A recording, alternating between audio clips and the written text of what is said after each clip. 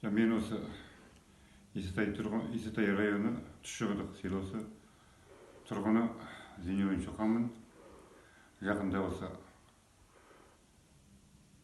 Атырау қаласында таксиде келе жатып түскен жерімде абайсызда қалтамдағы портфелімді бүткіл документімен абайсыз ішіне қалдырып кетіп жоғалтып алдым. Содан енді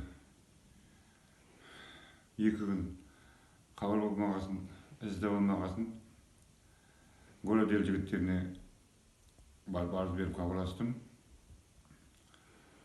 Содан жігіттер тез арада камера арқылы тексеріп,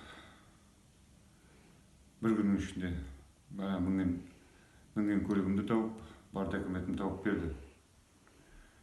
Енді полиция қызметкерлеріне мен шын жүректен алғысымды айтамын.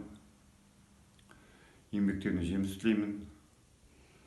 Осындай енді жұмыстарына белсенді араласатын азаматтардың барына ризамын. Тағы да рахмет айтамын.